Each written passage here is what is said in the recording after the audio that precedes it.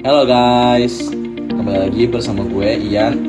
Di sini gue mau membahas tentang negara-negara yang ada di dunia. Kalau kemarin gue baru aja bahas tentang negara yang ada di benua Afrika, yaitu Namibia. Buat kalian yang belum nonton videonya bisa cek dulu di video sebelumnya. Dan kali ini gue mau bahas salah satu negara yang ada di Timur Tengah. Kayaknya kalian udah gak asing deh sama negara ini, soalnya negara ini tuh disebut sebagai negara Waliullah, atau dimana banyak ulama-ulama besar yang berasal dari sana. Buat kalian yang nggak tahu dan mau tahu, cek terus videonya ya sampai habis. Republik of Yaman, atau yang familiar dengan nama Yaman, adalah negara di Jazirah Arab di Asia Barat Daya, bagian dari Timur Tengah. Negara ini memiliki luas sekitar 528.000 km persegi, dengan jumlah populasi penduduknya mencapai 30,9 juta jiwa. Bahasa yang digunakan oleh Yaman adalah bahasa Arab dengan standar modern. Negara ini dikenal sebagai negara Waliullah karena banyak ulama yang terlahir dan berasal dari negara ini. Yaman memiliki sejarah panjang yang dimulai dari peradaban kuno seperti Kerajaan Sabah yang berkembang sekitar abad ke-9 sebelum Masehi dan terkenal dengan perdagangan rempah-rempah serta Ratu Sheba. Pada abad ke-7 Masehi, Yaman menerima agama Islam dan menjadi bagian dari kekhalifahan Rashidin, Umayyah, dan Abbasiyah. Zaman Utara kemudian diperintah oleh Imamah Zaidiyah sejak abad ke-9, sementara pada abad ke-19, Yaman Selatan berada di bawah kekuasaan Kesultanan dan kemudian Inggris. Yaman Utara merdeka dari Kekaisaran Ottoman pada tahun 1918, sedangkan Yaman Selatan merdeka dari Inggris pada tahun 1967. Kedua wilayah ini bersatu pada 1990 dan menjadi Republik Yaman.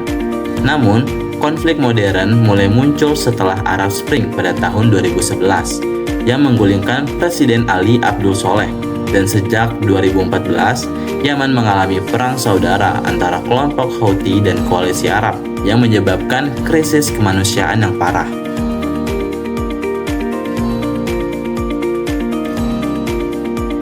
Kebijakan luar negeri Yaman berfokus pada menjaga hubungan baik dengan negara-negara Arab, terutama Arab Saudi dan Uni Emirat Arab, serta mengupayakan bantuan ekonomi dan militer di tengah konflik internal.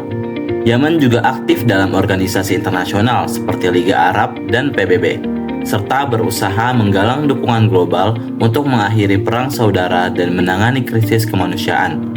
Selain itu, Yaman bekerja sama dengan kekuatan global dalam upaya stabilisasi, bantuan kemanusiaan, dan anti-terorisme.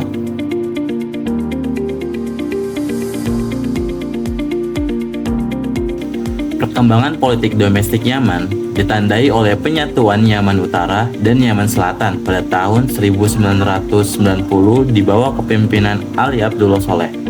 Namun, gelombang Arab Spring pada tahun 2011 menyebabkan protes besar-besaran yang menuntut reformasi dan mengakibatkan pengunduran diri Soleh pada 2012. Proses transisi politik yang dimulai setelah itu terganggu ketika kelompok Houthi melakukan pemberontakan dan merebut ibu kota, Sana'ah, pada tahun 2014. Intervensi militer oleh koalisi yang dipimpin Arab Saudi dimulai pada tahun 2015 yang mengakibatkan perang saudara yang berkepanjangan dan melibatkan berbagai faksi politik.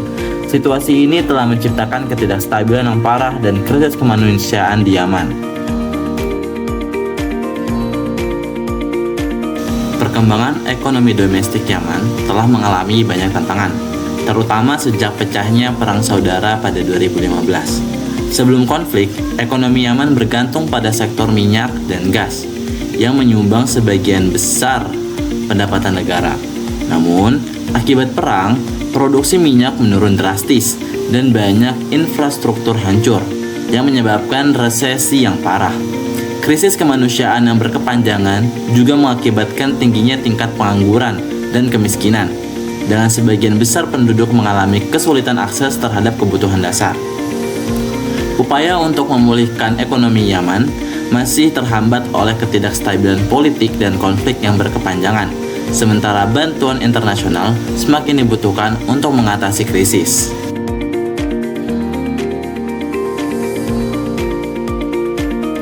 Perkembangan sosial domestik Yaman telah dipengaruhi oleh berbagai faktor, termasuk konflik dan kondisi ekonomi yang sulit.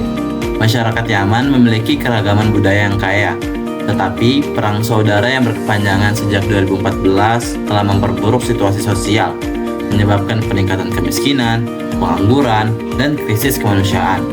Pendidikan dan layanan kesehatan juga terganggu, dengan banyak sekolah dan rumah sakit yang rusak atau tidak berfungsi. Selain itu, perempuan dan anak-anak mengalami dampak yang signifikan dari konflik, dengan akses terbatas ke pendidikan dan perlindungan. Meskipun demikian, ada upaya dari masyarakat sipil dan organisasi dan pemerintah untuk memberikan bantuan dan mendukung pemulihan sosial di tengah tantangan yang ada.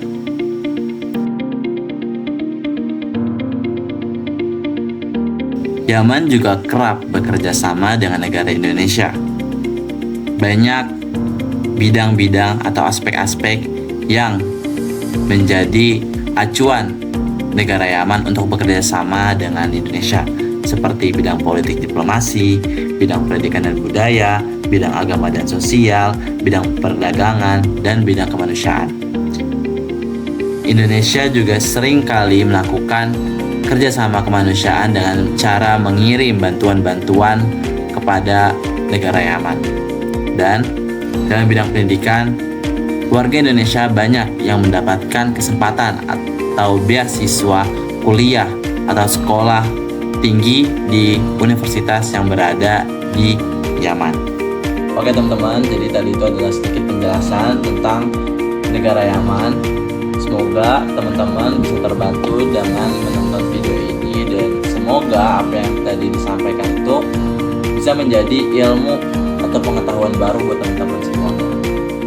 Oke, terima kasih yang udah mengklik video ini dan menonton video ini sampai habis. Berarti kalian semua adalah orang-orang yang cerdas dan berintelektual karena kalian nonton videonya sampai habis. Thank you for being you. EXO.